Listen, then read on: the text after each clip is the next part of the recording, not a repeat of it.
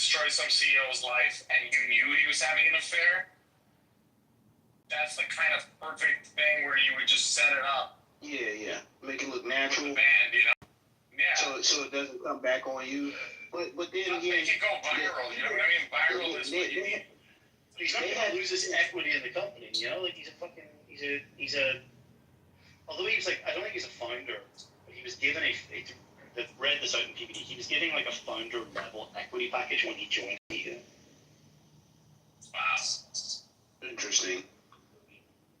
Very interesting. So he seemed to have joined later, but then, because they wanted him or whatever, so he'll still have a position on the board, being that level of shareholder. They might do something where he kind of has to like kind of just step away and be like a quiet partner, and slowly over time, like they'll buy the stocks. They'll buy the stocks. Like, why did the guy have to step away because he was getting some pussy? Like, this is so gay. I mean, because he's not important. He's not a real man. He's not, you know, white. He can't smack his bitch up in public in a club and be like, fuck you, I ain't going nowhere. It's my fucking company. You know? Dana didn't do shit. Dana didn't go nowhere. And he smacked that bitch up in public. Yeah, but Dana White is the brand, though. It's much different. That guy's probably not the brand. It's like, Dana White is the fucking UFC, right? Like, he is a cult of personality almost around the UFC. You know, the UFC would not be, not only what he has built it to currently is, but the UFC without Dana White would be kind of, you know, like 80% or 70%. There's a big Dana White factor in it, right? So, but CEO that nobody fucking knows their name is completely interchangeable with another CEO where no one knows their fucking name either.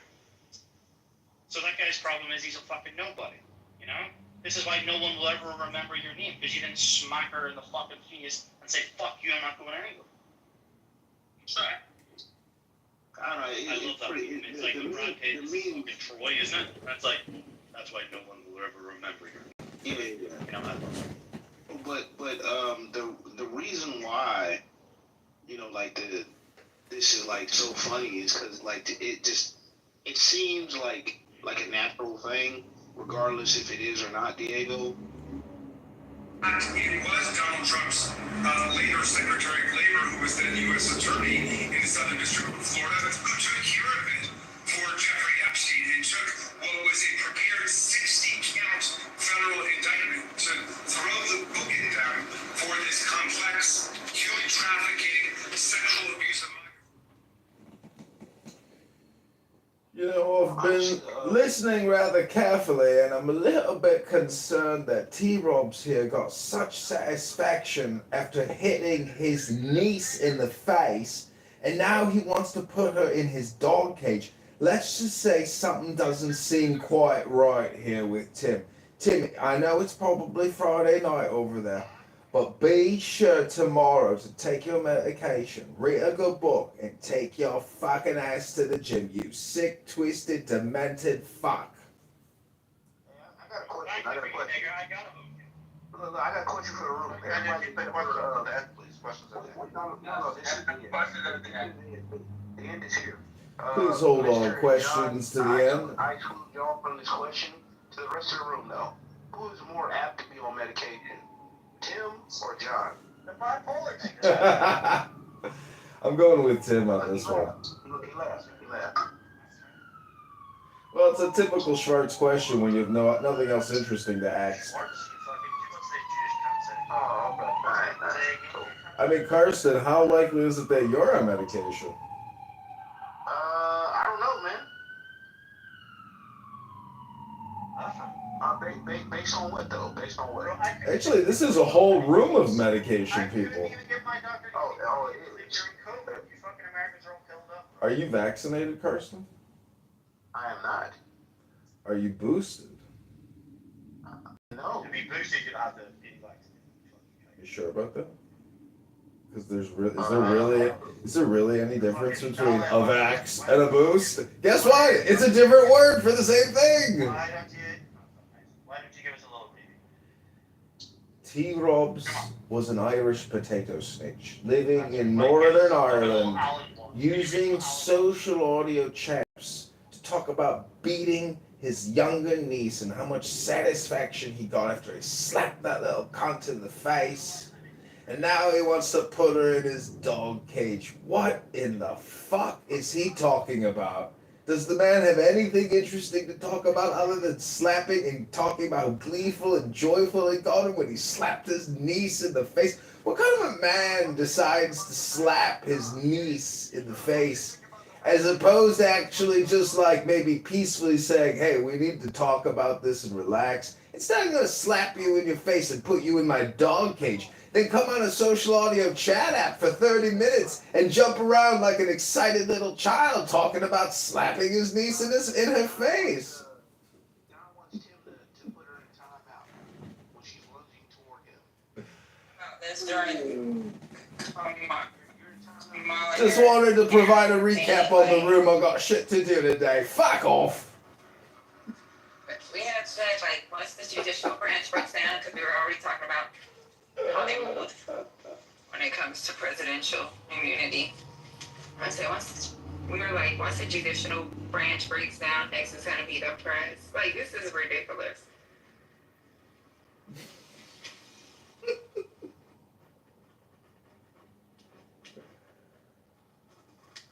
We haven't even talked about how disgusting it is that this is our president. We're alienated.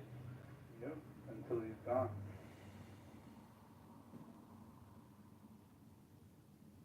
Well, maybe what people voted for is, and it's not like people would say policy or they thought he would do this with the economy. Like, there's a lot of things that you could look at and say that outweighs a lot of other shit. Like someone that's constantly lying. He was lying in the first administration, and they played back video where he straight up lied, and he will hold to a lie. What's going on here, y'all?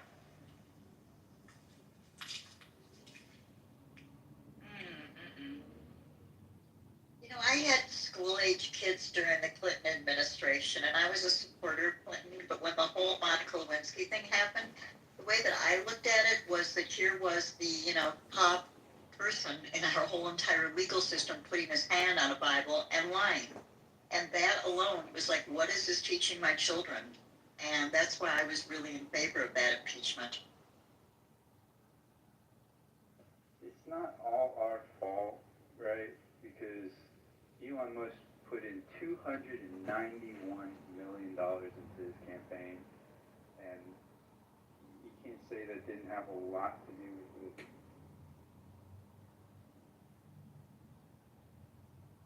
This is why Citizens United is a failure, allowing corporations to buy presidential elections.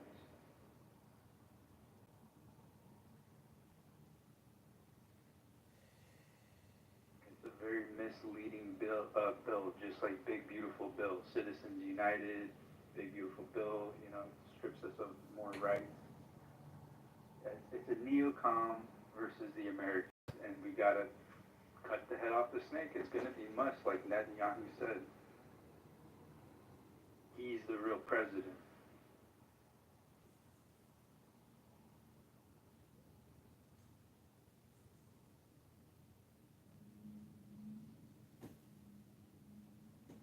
Patty, is that clip that you were playing, is that about the letter or is that about the files? I came in mid. It's about both. It was about the letter. It was about the letter and the Epstein files being released. And they said they're going to they're trying to get permission to release the grand jury. Nobody give a fuck about that. People want to see the appendix. That's what. Right. Or the it's not appendix, but the annexes. That part, it's so funny to me that they are so desperate to put this fire out, and they really think with all of this noise that people go, oh, you released a grand jury testimony. Okay, we're okay. No, we want to see the files that Pam Bondi bragged about, obsessed about, bloviated about, that was sitting on her desk, that were waiting to be reviewed. We want to see those files that she was so confident about talking about. Where are those? That's what we want to see. Amen. Well said.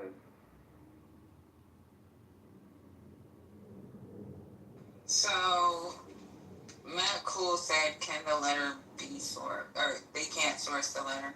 So supposedly this letter came from a uh some like album that Maxwell had put together for Epstein's 50th birthday. And there's reports that says the Justice Department reviewed that letter. So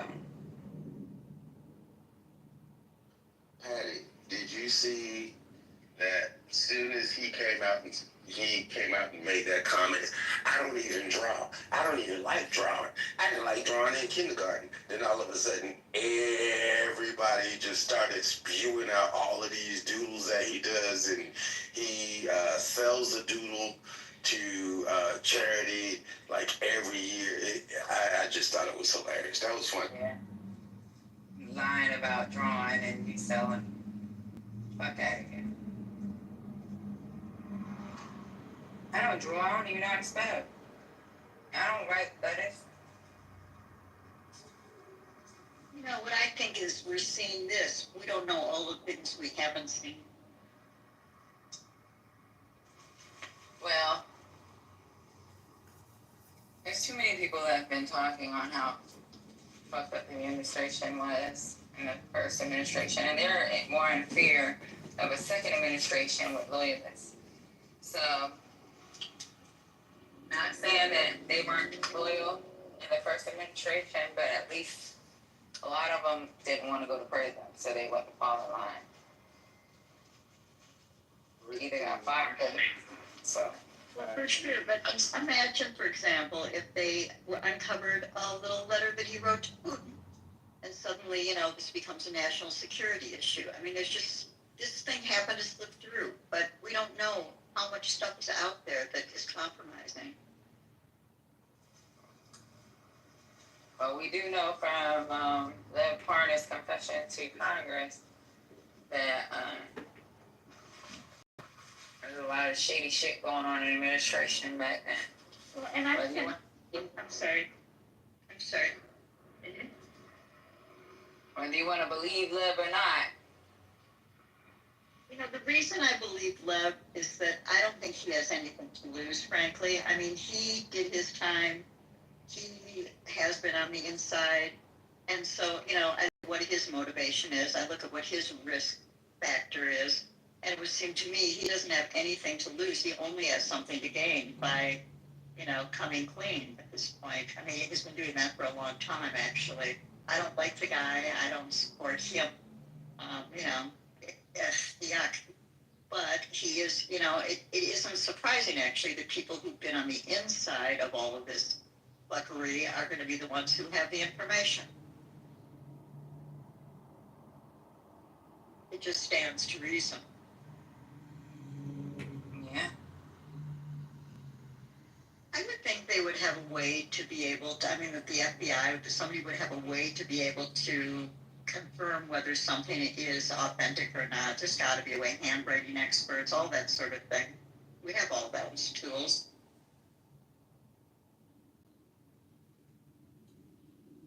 And the DOJ definitely has those tools, so they know what's real and what's not. And I believe he does too, so.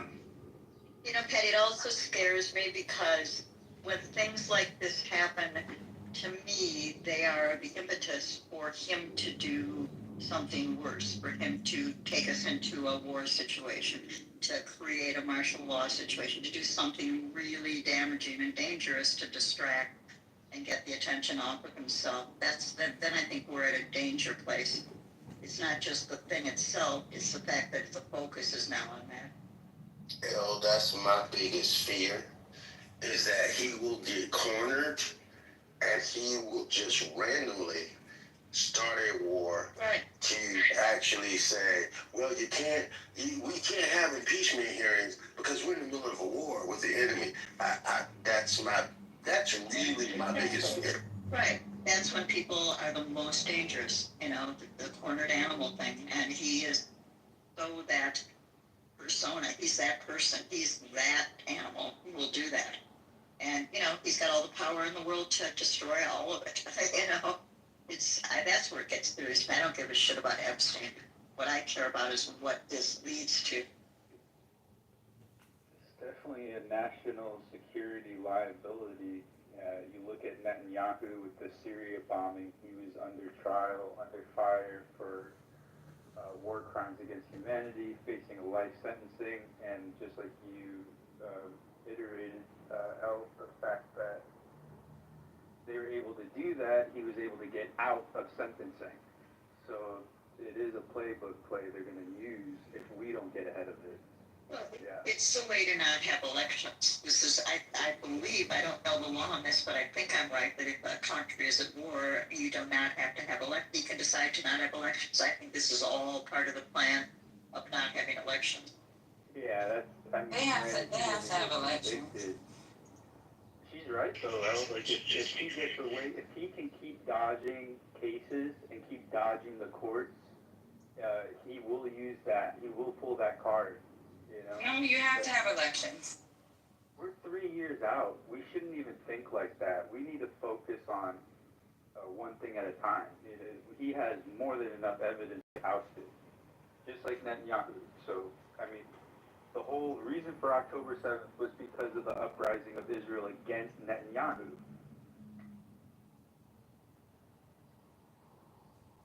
Yeah, but I just want to make sure that we're clear. We're not set up the way Israel is. There's no possible way that they can use kind of legal precedents to stop elections. None that I'm aware of. I could be wrong, but there's none that I'm aware of that they have any legal precedent to stop elections. Not the way the United States is set up. Patty, I don't know. I could be wrong.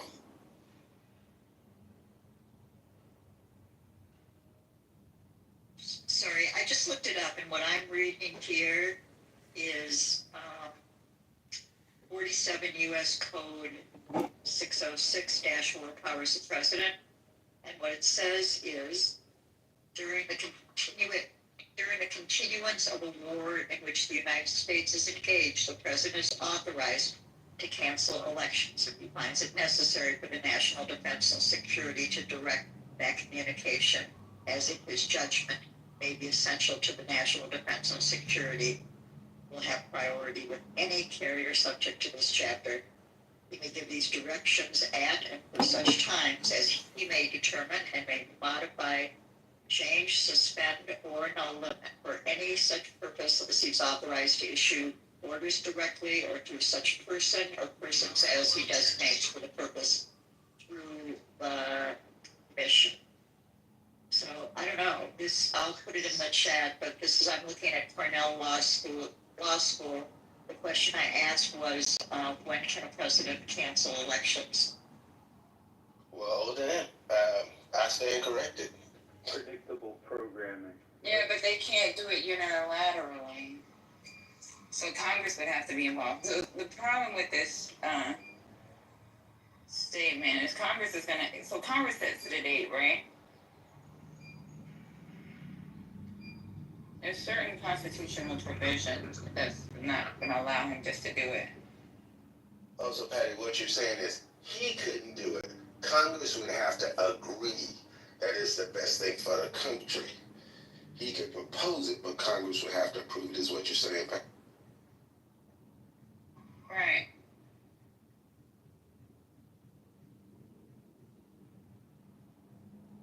Just like Congress. I mean, they voted during the Civil War. We voted through wars.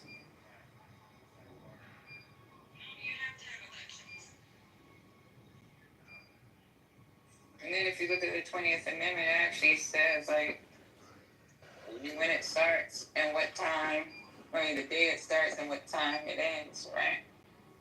Yeah, I was going to say, you probably need a constitutional amendment to cancel elections. You're right, Kenny, we did go through the freaking Civil War and through World Wars. Yeah, they can't talk today. It's hard to compare this administration to any administration. We're watching them do unprecedented things against the Constitution, against our national civil liberties and rights as citizens and veterans. So if he's willing to step on all of our rights and repeal rights, if you give him an inch, he's definitely going to take a yard for 3 years. We don't have time to guess, is what I'm saying.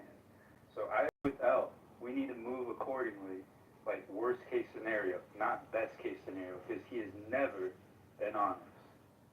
Well, let me ask you a question.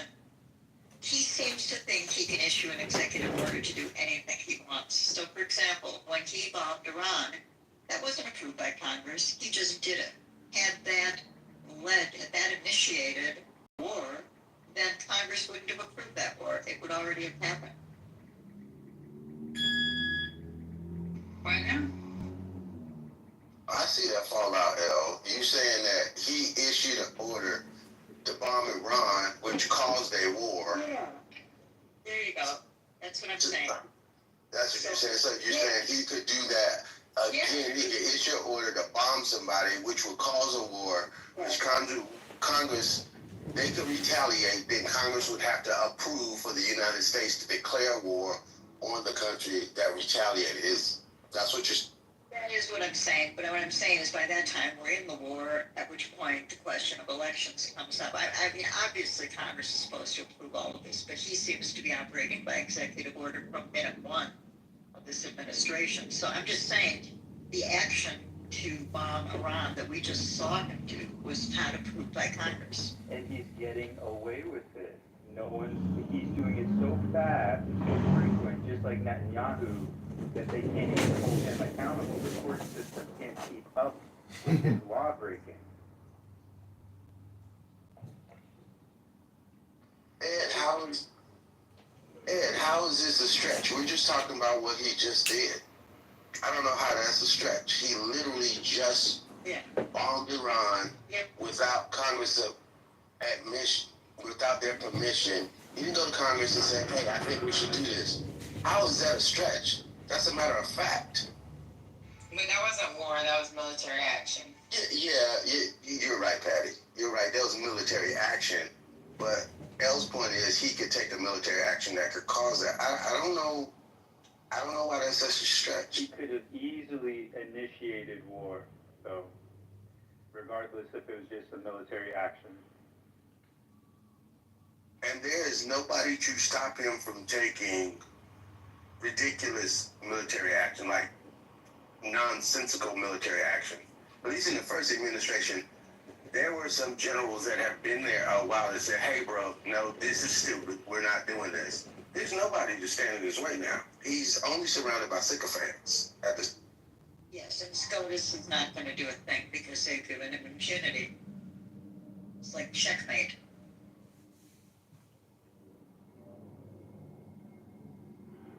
I mean, the only thing that needs to be done is a 9/11 type attack where somebody from some organization from a different country to do an attack that causes property and civilian lives, and we will retaliate. If it's big enough, if it's important enough, Donald Trump will say we're at war. Come on, Republicans, whip this into reality, and then all of a sudden it just keeps going on. And Israel or Bibi is the biggest liability of it all. Oh, absolutely.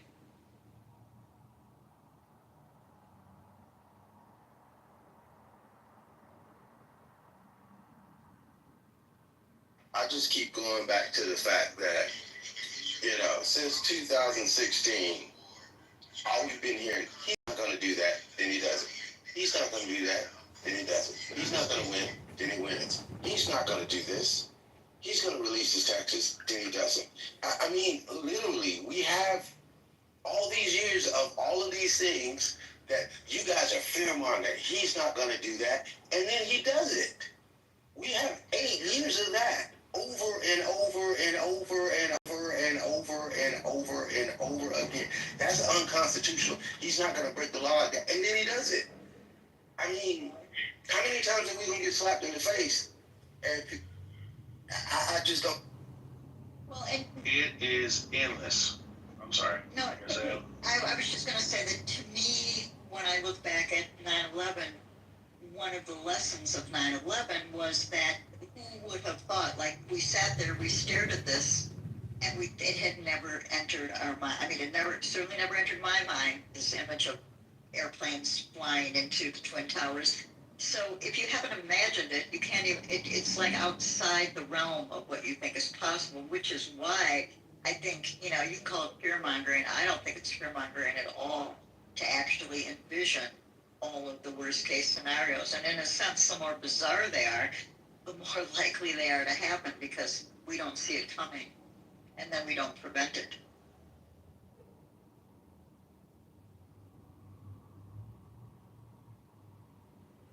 Exactly. And to that point, liberal, I do want all of the Democrats, all of the Republicans, all of the people in power, all of them exposed. Every last one of them. Democrat, don't matter what party they're in, I want everybody exposed. And I believe most people that are independents and Democrats want the same thing.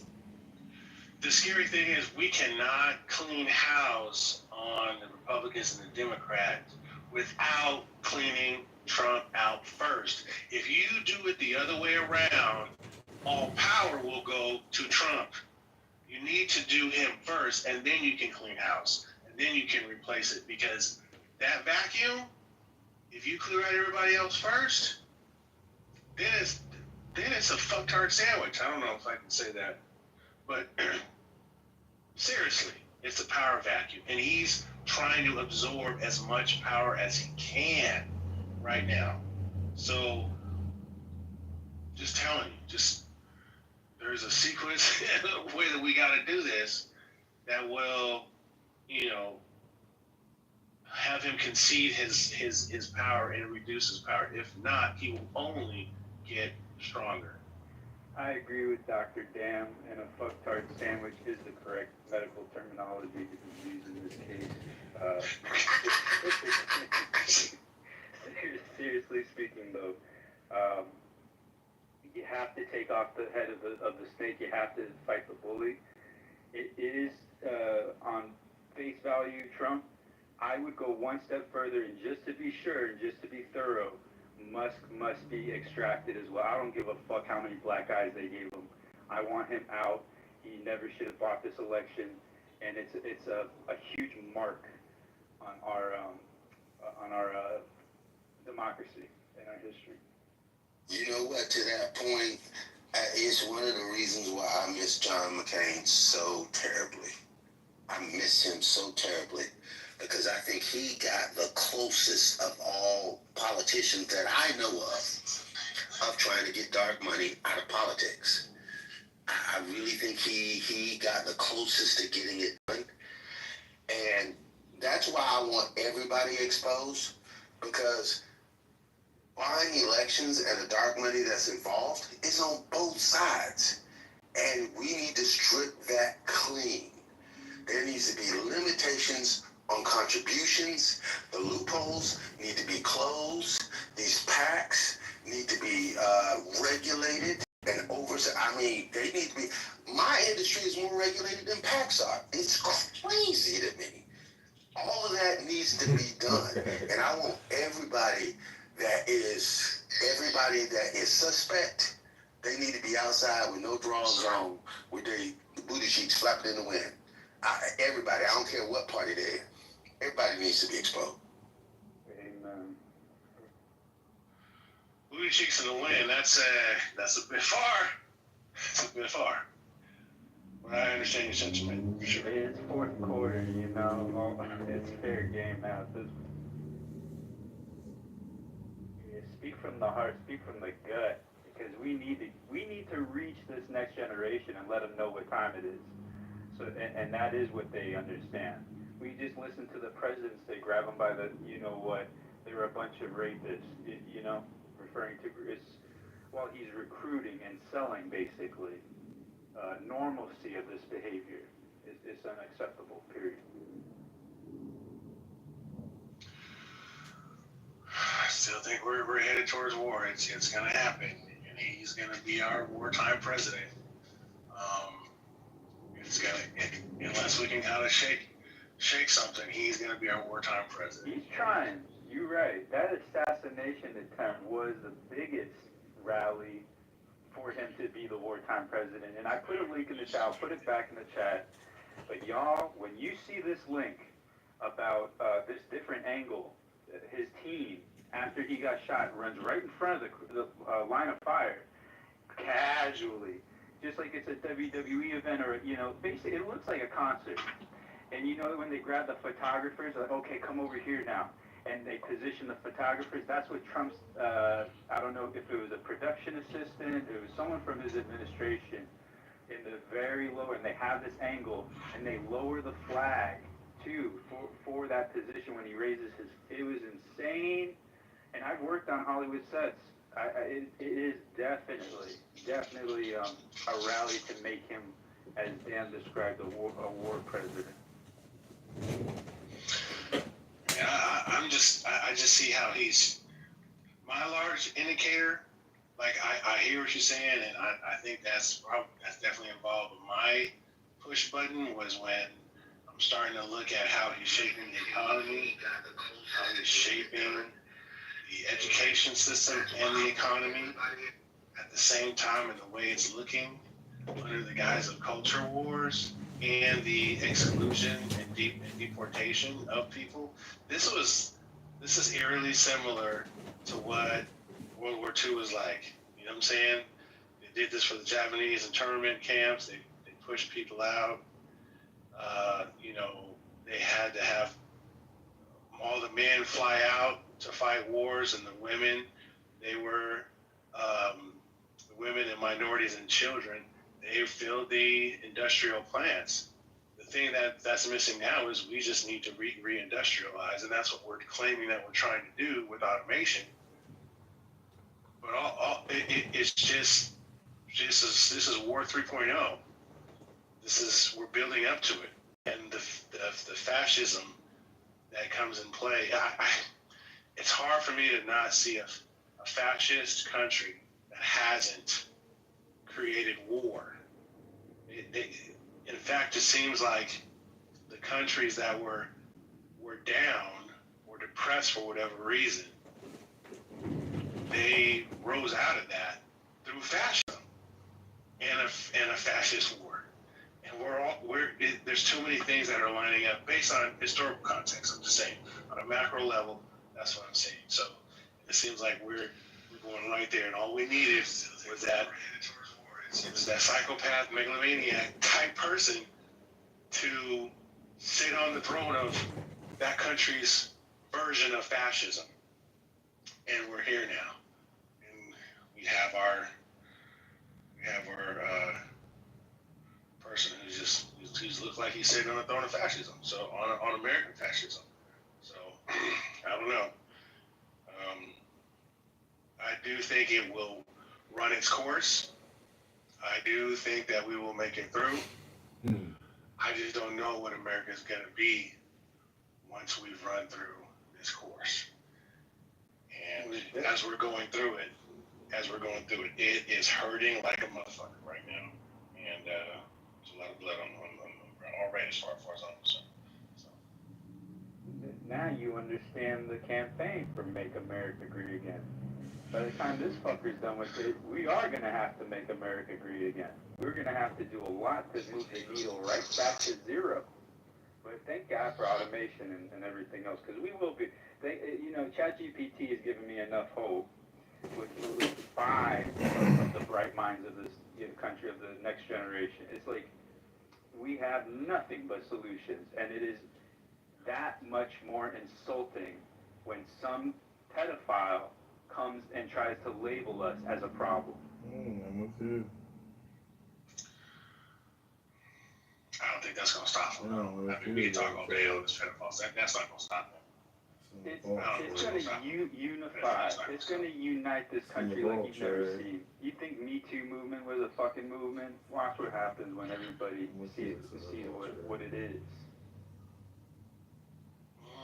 Okay, until somebody sets off a bomb in the middle of Times Square. You know what I'm saying? Like, that's what I'm saying. Like there's so many different things that are so hotbed right now, where if anything goes off, it'll negate this pedophile shit in a heartbeat. Hold on, Dan. Well, let's run it back. 9/11, right? Was Bush ever accused of fuck shit with kids? Hell no. That's the whole reason why we went to war. Let's be fucking real. Let's be fucking real. If he was really wrapped up in that shit, he was just a dude. He was related to Will Ferrell. You know, he was the president you wanted to have a beer with, right? They literally, when the planes hit, right, and where was he? In a kid's classroom, right? Okay, look, I want to say let me just walk through all the way. I'm almost done. I'm gonna land right here. They had a sister. They were hiding behind a sister who was a teacher, reading to children, like 9/11 was a lullaby, right? Just like Elle said earlier, I couldn't even fathom that or wrap my head around that, like a demolition of plane, whatever, whether you believe the setup or not. I just can't even fathom, you know, 2 747s going into the Twin Towers. Neither can kids. So they started before the planes even hit. All right, kids, we're going to read this story. All right, now what does this word say? Plane. What does this word say? Steel. Okay, faster. Must. Hit. It was, I'm not making this up, but hindsight is 20/20. And if we're not going to be, genuine, if we're not going to be transparent here, we are headed towards repeating insanity. But it's not, you know what I'm saying? That's all I got to say. Okay, so let me add one thing just for, to add into the calculus of our understanding of society and how it operates, okay? I've seen and heard there's been, like, if Trump decides to have a come to Jesus moment, he will be forgiven. All sins will be forgiven. And let me tell you why. There's been plenty of churches where the head of their church has been caught doing some vile shit, even pedophilia, right? But they come clean, they take it back to Christ, and then they ask for the congregation to forgive them. And more times than not, they fucking forgive him, and he's back in the role of power. That is the fucking America that we live in, and that's what I'm afraid that we are capable of doing, of forgiving this motherfucker if he has a come to Jesus moment. And evangelical has already built it into their understanding that he is the sinner that is going to save. It's built in to our understanding. That's where we're fucking headed. I'll rest. I agree with you that if he was intelligent like a pastor, or you didn't want to say intelligent like a pastor, but if he was intelligent, you're right. That would be his defense. That would be the smart thing to do. But damn, just like you say, the no weapon shot. Essentially. And that's what's really scary, is that at least they felt that they had to closet their... Before. Yes. And now they're just completely open and just...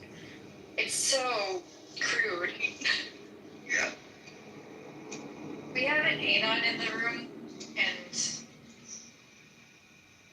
I'm pretty sure it's one of those people that records. Things you don't want here. Can you throw them out? There's not a way to do it. No. Oh, well, all right. Victoria and Andrew and David, it's been great to see you.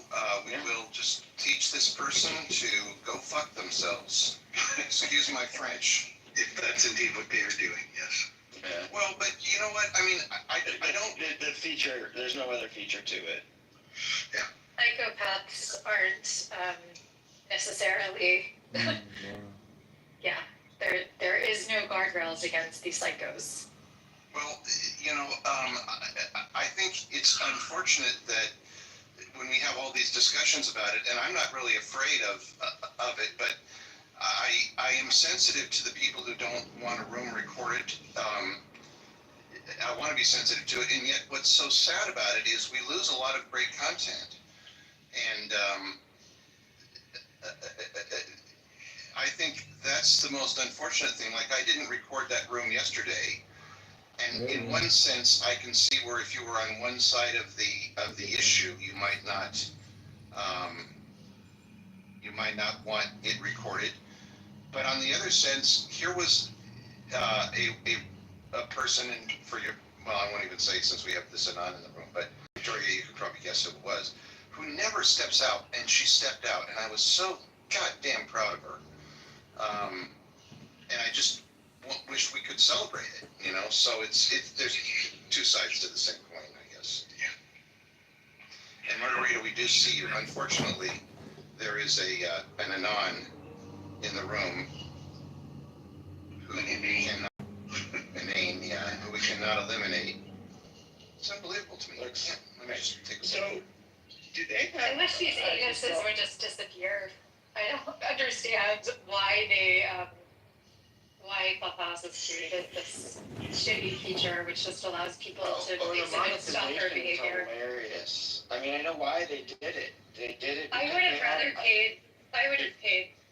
paid a subscription. Right, to not have them. Well, Yeah. Too late. They've already made a decision. So, shoulda, coulda, woulda. It shows me that they had a covert strategy all along to spy on people, and it was the easiest thing that was already laying around in code that they could monetize. This shows me how lazy they are, and how not just deaf, but immune to feedback. I think this is the problem with not having a diverse workforce, is that you end up with these dumbass ideas making it to production. Yeah, and you didn't respond to me, Victoria, when I talked about the feminization, and I'm not trying to be offensive. I didn't even know what you meant by that. What is feminization? What I mean by that is we are true to, there are things that are bad, and then there are things that should be intolerable. And I think that when people are doing things that are super destructive, I'm glad you asked that, David, because I didn't articulate what I meant. We're afraid to say this is bad. It's like, if you look at classrooms today, my wife makes the comment, she was a school teacher, and I think she's absolutely right, that kids don't want to see another kid get in trouble. Well, that's a problem, because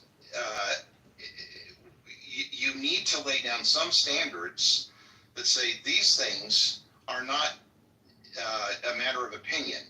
We have, yes, we have freedom of speech, but freedom of speech doesn't mean that you can walk around yelling fire in a crowded theater. What did you mean? You said something about the desire space that we should just halt right there. Kids don't want to X. And X was see other kids get in trouble. Yes. Let's just sit with the thing you don't. It's distasteful. What is it that's distasteful? The kid being. What you in the other room sounded like you wanted accountability in the adult world. And what sounds like what might be getting imposed upon adults from the desire space of kids is that they don't want to see someone getting punished. I agree. I don't either. I don't like to watch the America's Funniest videos when people get kicked in the nuts. But some people like that shit. Just like this Anon person's here for whatever their own self-entertainment is. You can't choose the pleasure or displeasure of others. You can only choose your reaction to it. So sit with, what is it that the kid's getting in trouble for? And do you want to grant that the kid shouldn't be in trouble for anything? Or that the punishments might be too severe? Or the way that it was handled? But I think granting the premise is where you feminized what just happened. And I'm just joking about feminization, because I think that that's a derogatory, that why are you associating gender to anything? What does feminization mean? I think you're just using it as a derogatory. Yeah, I think you're really referring to being like more submissive. Yeah, and so it's just like, can we just find a different label that's just okay? That's fine. I actually don't think that I'm not offended by that you're because even if you like read the Tao Te Ching, there's the masculine and then there's the feminine, the yin and the yang, and I don't think that there's anything wrong with that like use of the term. I think Alan was using it correctly. Okay, for I was trying to push back on the toxic masculinity. I that's all I meant is a counter to toxic masculinity. I think there is such a thing as too much passivity on the part of people who may have too much condemnation from the mother in their life, or we don't want to upset grandpa, we don't want to upset uncle so-and-so, so we let him go on about his obnoxious views. Well, what we know about sociology is that there is a bystander effect, and a lot of people might be bystanders, but to think that their parental relationship is the cause of it is jumping the gun. Okay, David, that's fair. And I'm glad, Victoria, that you weren't offended. I just meant it as a counter. Victoria had been talking about toxic masculinity, and I agree with her. I'm absolutely in agreement that toxic masculinity is a problem, and that my masculinity shouldn't be determined by whether I own a gun or not. Yeah, but I was referring to the how that term masculine has been butchered by the toxic individuals that think of, like, the reason it's even called toxic masculinity, it should just be called toxic dumb fucks. Sorry. Okay. Excuse me. No, that's fine. Okay, then that's fine. I don't think it's very masculine. Right. I think these are people that I don't think have authority in their own lives. Yes. That end up basically, or they feel like maybe they suffered weird childhoods where their fathers didn't love them or something. I just don't think that these are I think masculinity appears far different. It's more capable. It's somebody that is able to wield influence, not through, the sword, but be able to encourage people to follow them. Like, that's not what we're seeing in these, the Anthonides and others of the world. And I guess what I was referring to is people who I know, women who I know in my life, who dumb themselves down because they're smarter than their husbands, and I find that to be really obnoxious. Like, I like intelligent women, and I don't think femininity and intellect have anything to do with each other. In other words, you don't dumb yourself down because you're female. There's a lot of people that are like feminine leaders. I don't think that femininity or masculinity have anything to do with being, intellectually apt or a leader. So we're on the same page. And David, thank you for pushing that. See, now Dr. James made me nervous, because what I really meant to say in that room is, I didn't mean to say I was trying to disagree with Victoria or with Rachel. What I was trying to say was, there's another side to that. Can we explore this topic further? Yeah, exactly. That's exactly what I meant. And the language, it's like, now I've got a thing against, I never want to talk about penetrating a market, because I used to work with a woman who got upset when that was used, because she thought that was a sexist way of approaching it. Like, okay. I don't like policing language, because I think having learned different languages and taught, like, teaching English as a second language, people have different ways of referring to things, depending on the culture, depending on how they learned the language, and they're, colloquial terms that shouldn't spark ire in people. Alan, you're free to penetrate anytime you want. Thank you. And I really like the discussion. I will add that I cannot work with O&M people. That's people who teach travel skills, who are too cautious. I just can't do it. If they have too many don'ts and, avoid this and avoid that, I can't work with them. In chemistry, it just won't work. So I appreciate you not being a language police, Victoria, and I appreciate you understanding what I mean. I'm not.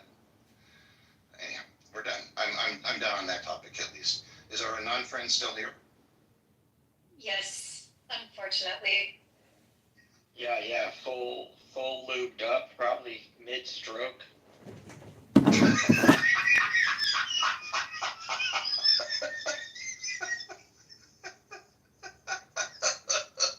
jeez.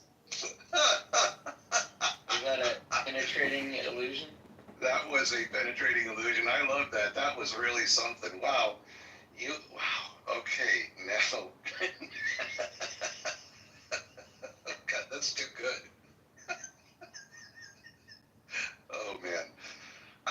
I missed my calling, I guess. Damn engineering school.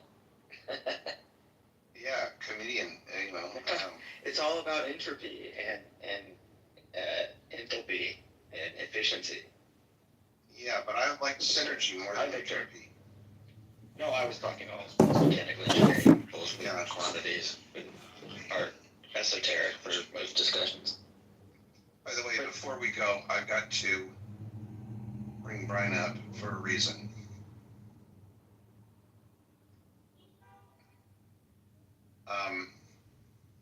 I actually have to run, but it was Adieu. a nice conversation prior to this person coming in. Thank you. Thank you, Victoria. We hope to see you around. Take care. Bye. Andrew, I'm sorry, not Andrew. Brian, did you hear about yesterday's little incident?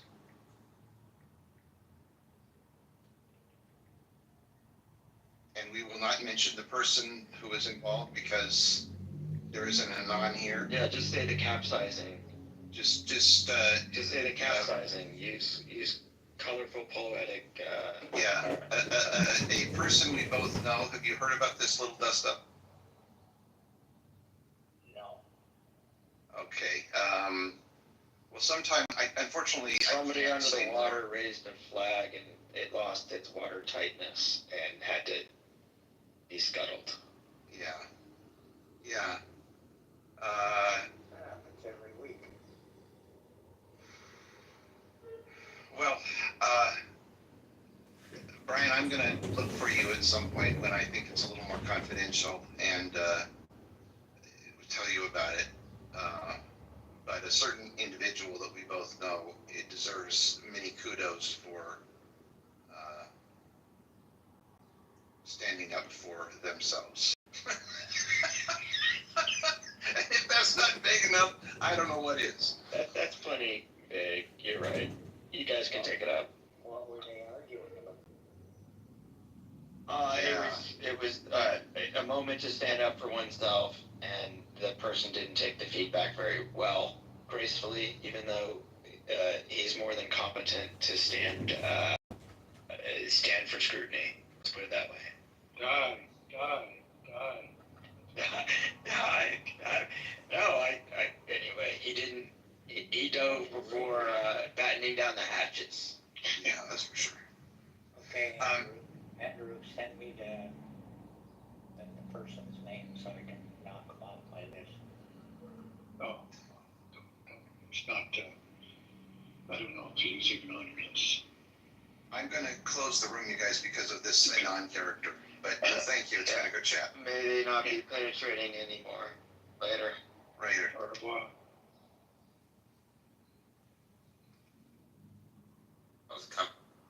Okay, so I actually may have a couple of bras that you can have. Because they cost way too fucking much to just be like, oh no, what am I going to do with this? And then be looking stupid. Because my cup size has not gone down by any stretch of the imagination, but my band size has. So the other day I had a bra on and I had to like take the straps and crisscross them to get more tension. Yes. Do that in a good minute. When I tell you, I was like, this bra costs too much. Yeah, when I started developing and not stopping, I used to have to get like bra size up just so like I miss anything here. So he's using it a little bit as an assistant, but never to write the original work. As far as we do work with screenwriters, if that's what you're asking about a treatment. That is, we've had people do the workshop. I mean, I've been doing workshops in real life for, a long time. This just happened to have developed organically on Clubhouse because people had projects and they knew my background, so they were coming to me, and I do work with individuals on books. And I ended up being asked if I would do the workshops, and that's how it developed. But originally it was just books, but we've had people who have screenplays, so that's what you mean by treatments. No, yeah, that's exactly what I meant. So, perfect. Well, best of luck, and maybe one day I may be visiting you. I'm working on this concept where this one Puerto Rican and Dominican woman from New York goes to live to Texas, and then she slowly transforms from a liberal to a MAGA Republican, and she ends up terrorizing online platforms. I think when I name this person Melody as the title, because this is what jumps out at me. Yeah. What do you think of that premise? You know, he didn't talk about you. Listen to like what he was talking about there. He's talking to me. He was talking about you. Wait, what makes you think I'm talking about Mel? I said Melody. Nigga, you are so annoying, nigga. I guess you. What he said. I'm not even listening because I'm walking to the pool, so I didn't hear what he was saying. I was lightweight listening because I was making my lunch. Yeah. And I hear him describing this book he gonna write, and I'm like, what about a person that moved from New York, a woman that moved from New York to Texas, and she's slowly becoming the MAGA supporter? Like, what is you talking about? Oh my God, you're so funny. And you thought he was so good. Well, if we have 2 minutes, I do have a reel of people who've taken the workshops on Clubhouse. You might recognize some of their voices talking about the experience, which I can share with you if you have 2 minutes right now, but I don't want to take over the room with this. I know that's not what we're talking about right now. So up to you. They ain't talking about shit, Mel's in charge. Yeah, they're not talking about nothing, so. All right, let me play it for you. There's a couple people who've been through the workshops who are talking about it, and here we go. I'd like to invite past participants to share a little bit of your experience going through the workshop. This workshop was enlightening for me to hear other people's contributions. It's cathartic. You learn from the styles of the others and their skills and strengths. We all kind of grew from the experience. Elle kind of guided us and mentored us along the way. So, in essence, you can experience the benefit of a workshop if you were trying to do it by yourself. And I think that's the beauty and the purpose of it. I have a book coming out in February. So you might think, you're already a writer. What do you need a writer's workshop for? What I did not have was a real discipline around writing, communicating my thoughts in writing. So one of the things that was really great for me about the workshop was, quite frankly, writing on demand. That's probably my biggest takeaway from the workshop, of just write it, right? If you told me I had 6 weeks to write it, or 6 hours, or 6 minutes, you can do it. So it was really powerful and validating and encouraging for me to see what the group was able to come up with in the space of 10 minutes or 7 minutes. It kind of took the pressure off of, you're being too hard on yourself. Just sit down, just write, and just trust that you have something to say. And I just feel way more equipped and disciplined than I did before, which is kind of a miracle over the course of just a few weeks. The exercises, oh my gosh, this has really got me to get off my self-critical ass, just get going, putting the riding wheels in motion, so to speak. It's been so motivating. The exercises help me jumpstart that creative process and then keep me there. What Denise had mentioned, you've got this time and you've just got to go. You just do it. And wow, it just opened my mind to so many more possibilities to be able to get through those blocks and enjoy the process, the journey along the way. And of course, with my comrades here with Jordan and Denise and Victoria, who so inspired me, and discovering things about myself, just the energy, just this fantastic energy in the room. I just felt free, and the best way I can describe it is like a trapeze artist, and you grab that bar and you gotta swing, and then you've gotta let go and trust that that other person is going to catch you. But even if you fall, there's a net. And that's what I felt through the whole thing, is that safety net. I felt like there is no wrong, just do it. And that's what I'm so grateful for. I didn't have any sort of writing project specifically. I just wanted to get back into the feeling of creative writing, and this really helps sort of open up more possibilities or opportunities that writing was hard. I was trying to put stop, because writing can be very therapeutic, and that was I got the most out of. So I would highly encourage people, even if you don't have a project that you're looking to work on. We all go through life, we all have different experiences, and journaling, poetry, it's really helpful. I would say that it was very much like a therapeutic opportunity. Carol, you have been so amazing.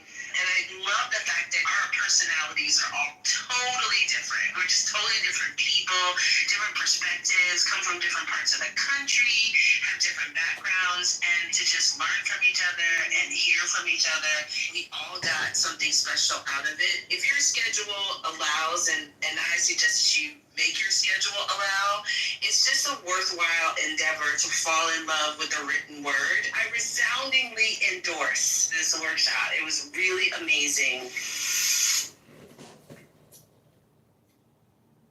Yeah, so that gives you a little taste of what people have experienced. One of those voices sound familiar. I just can't put it It might have been Denise Hamilton, who you may know. On the app, Denise wrote a book that came out last year called Indivisible. The other people were Odile Curcio, I don't know if you know Odile, Dr. Jordan, and Victoria, who's been in and out of this room. I know there's been some just some engagement with Victoria. That's cool though. Yeah, thanks. It was like I said, it was totally an experiment, because people kept coming to me saying, oh, I have this project, but they weren't in a position to be able to hire me to work with them. And then finally somebody said, well, would you do your workshops? And I thought, well, I've never done anything online that way. I mean, I do like writing retreats, all over the country and things like that.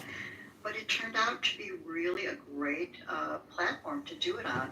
It's totally different than being in a normal clubhouse room. I mean, we don't multitask. We don't ever record anything. I have no recordings of the workshops, because it's very intimate. People get very emotional. They're writing about very personal stuff. So it's really a safe place. But this is, we're on our fifth one right now. And I was trying to decide whether to keep doing them, because I'm working on my last book and have other projects, but decided that as I'm watching these people grow and seeing work getting done, it's just too good not to. So I've actually approached Clubhouse and asked them if they would consider sponsoring one person each session, just because not everybody can come up with the money to do the workshops. They're not tremendously expensive, but they aren't free either. And I want to see as many people be able to have this experience as possible. So, and it gives me a lot. It's really an honor and a pleasure to get to midwife other people's work.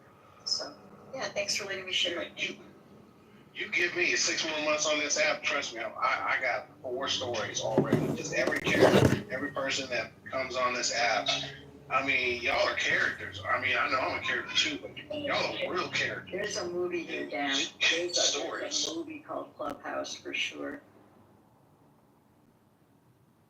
Oh yeah, I believe it, because I mean, like I know people don't use their real names, and sometimes people don't tell their story, and sometimes the stories are truthful and exaggerated, but just the conversations, man, like it's just amazing. And I'd love to mix a couple of these people together and make a story that would be fun. Trent would definitely have to be in there because he's definitely a character. He'd probably be the antagonist. But you know, in Brooklyn, you'd probably be the hero, maybe. Who's gonna play Trent, Dan? Cigarette out your mouth. Well, and I want to. Say what? Who are you gonna cast to play Trent? No, I wouldn't say it would be his like persona, right? That's what I would look at is his persona. Figure out like how can I like take his logic and reasoning and you know his just his being, you know, and kind of mix it up with somebody else because I can't do him just directly. I have to mix it up with somebody else, right? And then you know create a story where he's just you know living a Macker world, you know, and then he comes in contact with somebody like, you know, a mixed character of like Lisa, Patty, and Brooklyn, right? If I could put all those three characters together, that would be a wild character. And if you have those people together, maybe you and Trent mixed together with Royal, fireworks. I wouldn't call it a bestseller. It would be definitely entertaining, for sure. I was just playing devil's advocate, seeing if you had someone in mind, like to play Trent. It's true. This place is full of characters. I mean, I see it. When I came on the app, I was really involved in the Ukrainian sitrep for months, and I mean that place was so full of characters and intrigue and drama. And then I got to know other people on the app, and it was like, oh my God, there's a movie here. There is really a movie called Clubhouse when you think about the different characters who are on this app. I want to respond to you, Ramona, in the chat. You were talking about how you would be able to read your work. It's a really good question. And like I said, we had actually somebody who's blind in the last couple of workshops. And what we do is he does his writing and then he sends it to me. And then one of us read it aloud for him because you're quite right. The same adaptability that allows him to be doing it on Clubhouse, it negates his ability to then read his work. So I know exactly what you're asking, and we actually hacked it, we solved it, which was great because he's listening to another person in the group who happens to be a voice work artist read his whole book. So he's almost like hearing an audible version of his work, which is just amazing. It's very collaborative in that regard. So yeah, we kind of worked that out so that people who are blind could easily do the workshop. Okay, Ella, I got an elevator pitch for you. You ready? I'm envisioning a social audio app where the cast of characters much resemble us, organically, naturally come together and do independent journalism based on the current administration that's failing. In this fictional comedy thriller, It would have to be a comedy. You got that right. and then definitely a investor comes into one of the rooms, which makes a turn of events a reality where they end up backing and sponsoring us to do a full stop regime change in the U.S. government. So it goes from a social audio app to reality, and the tagline would be, "We vote with our time." I love it. I totally can picture this. I can hear how your mind works and how you develop things. This is great. I love that. Manifest what we want to watch, right? 100%. You have to be there to get there. I love it. Shout out to you.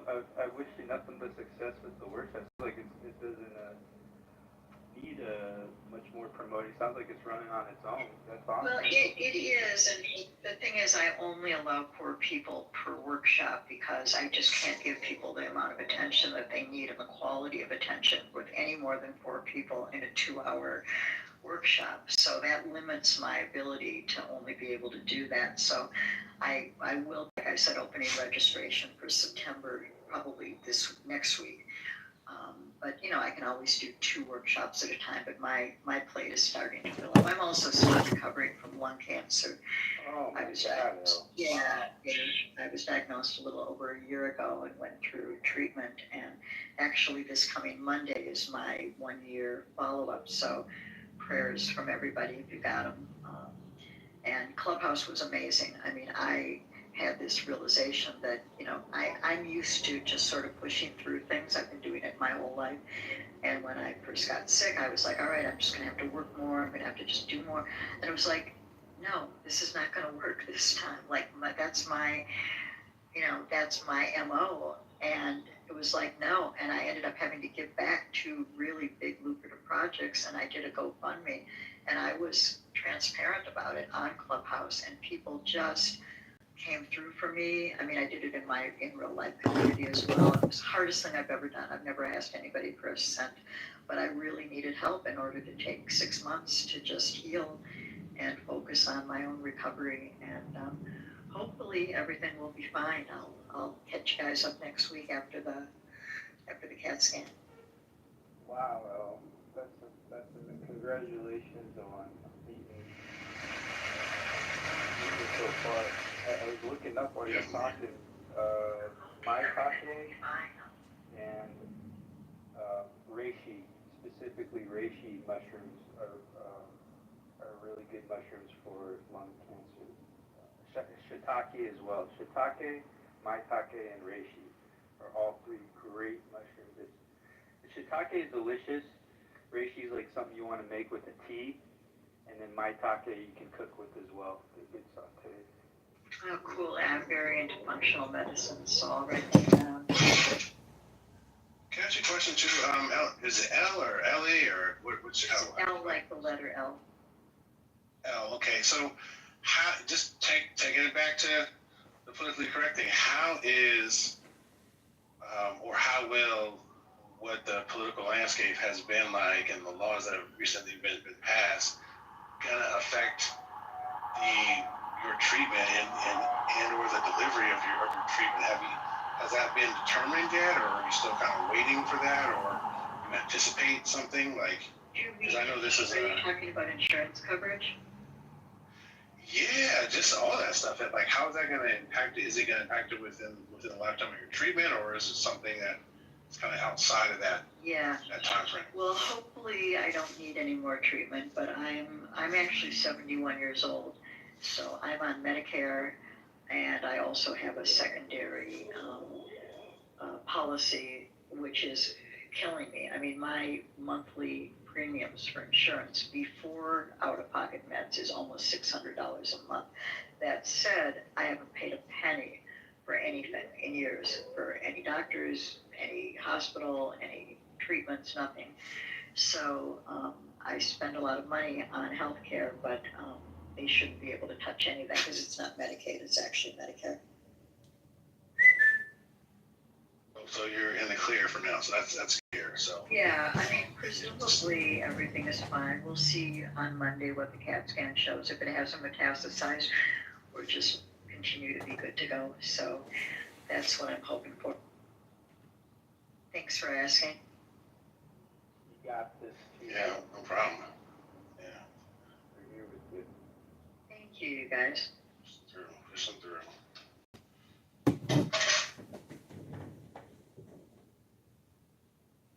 They say green tea is a good tea of choice. I don't know if you like tea or if you like green tea specifically. I'm more of a mint tea person, but that's because some of the meds I'm on make me nauseated, so I'm kind of a mint tea person, but I do ginger tea as well. Oh, that's nice. Yeah, and turmeric obviously is really good to add to that.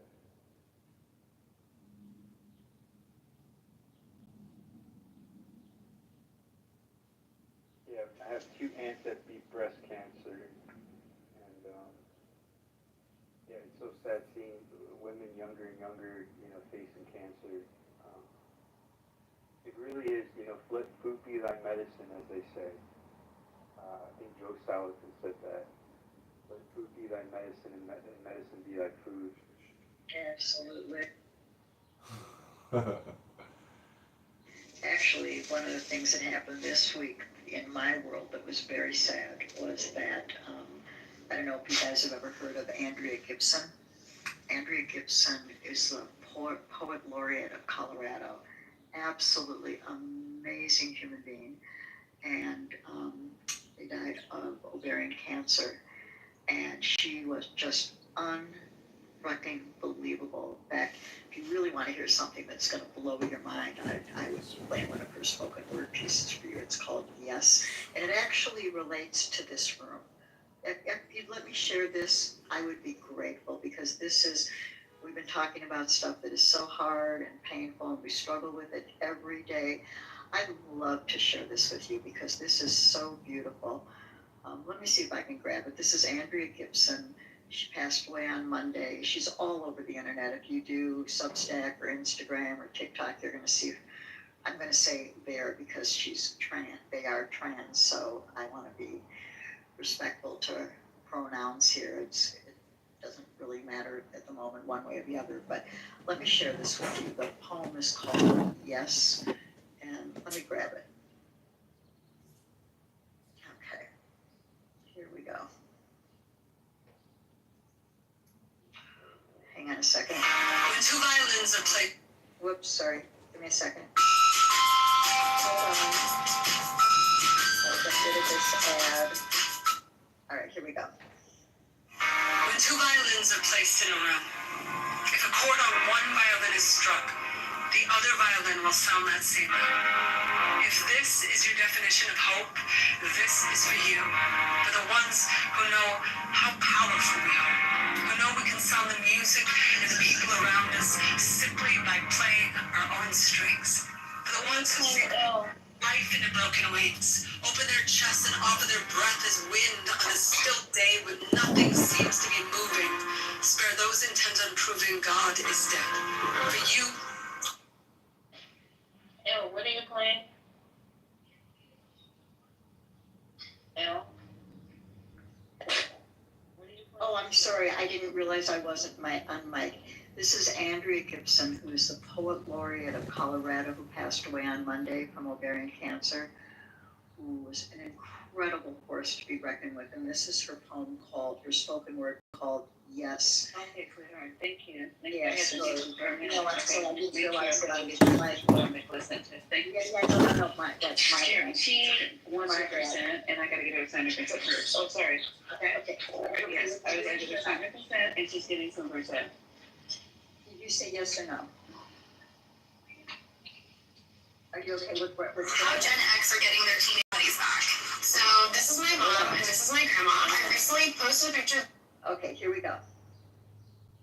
When two violins are placed in a room, if a chord on one violin is struck, the other violin will sound that same note. If this is your definition of hope, this is for you. For the ones who know how powerful we are, who know we can sound the music and the people around us simply by playing our own strings. For the ones who sing life into broken wings, open their chests and offer their breath as wind on a still day when nothing seems to be moving. Spare those intent on proving God is dead. For you, when your fingers are red, from clutching your heart's will beat faster. For the time you mastered the art of giving yourself for the sake of someone else. For the ones who have felt what it is to crush the lies and lift truth so high, the steeples bow to the sky. This is for you. And this is for that moon. On the night she seems hung by a noose. For the people who cut her loose. For the people still waiting for the rope to burn, about to learn they have scissors in their hands. This is for the man who showed me the hardest thing about having nothing is having nothing to give. Who said the only reason to live is to give ourselves away. So this is for the day we'll work for something real. We'll feel for sunshine in the shadows, look for sun rays in the shade. This is for the people who rattle the cage that slave wage built. And for the ones who didn't know the filth they told tonight. But right now, I'm beginning songs that sound something like people turning their porch lights on and calling the homeless back home. This is for everything we own. But the day we'll learn how much we have when we learn to give that all away. This is for doubt becoming faith, for falling from grace and climbing back up, for trading our silver platter for something that matters, like the gold that shines from our hands when we hold each other. This is for your grandmother, who walked 1,000 miles of broken glass to find that single patch of grass, to plant a family tree where the fruit would grow to laugh. For the ones who know the math of war has always been subtraction, so they live like an action of addition. For you, when you give, like every star is wishing on you, and for the people still wishing on stars, this is for you too. This is for the time you went through hell so someone else wouldn't have to.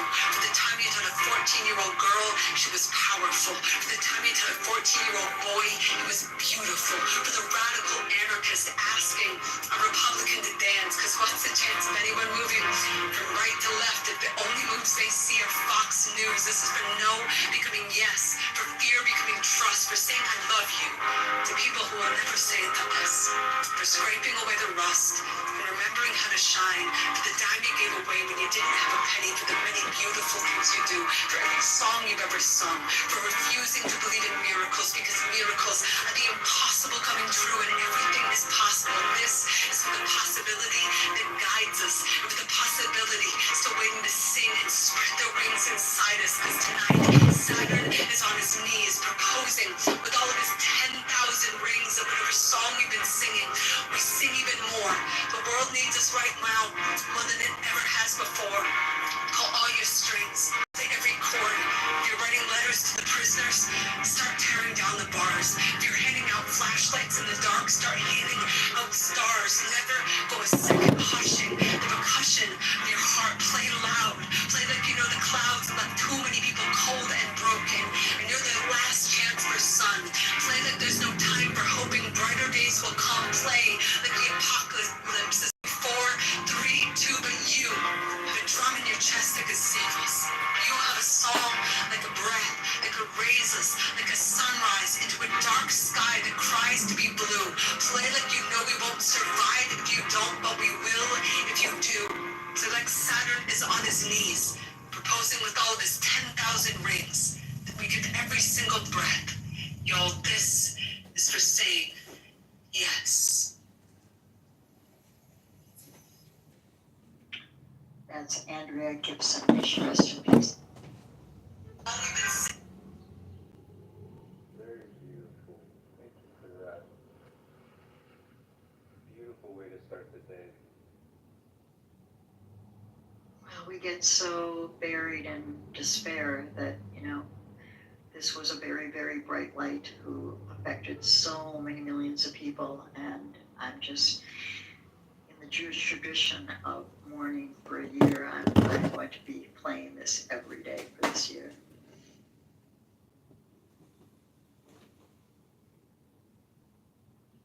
The mitzvah, as your people will say.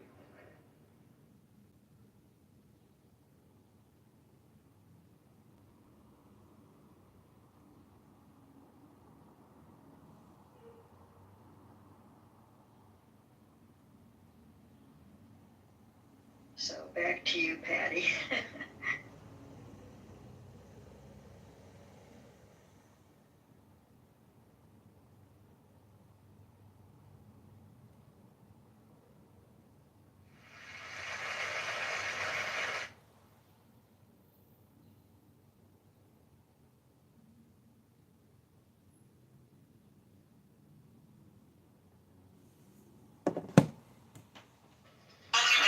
Say she was ill. Sorry, missed that. You know what? I don't know, but I'm going to guess maybe like around 48. But let me check. I don't know. I know she was diagnosed 2 years ago. This was recorded right after she was diagnosed. You can see watching. I keep saying she, and I need to stop doing that. I need to say they because Andrea is trans. I don't know how old. You can see that they're struggling a little bit for breath in this. But I mean, there's so. If you check out something called button poetry, that's where some of the best spoken word is. Let me check and see how old they're. Yeah, I didn't need to know exact, but the point was she was young. Very young.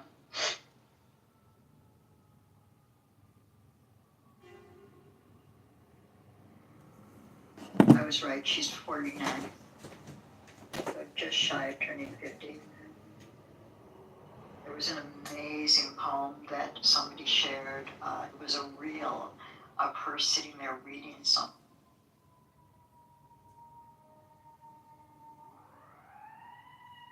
Thanks, Pat.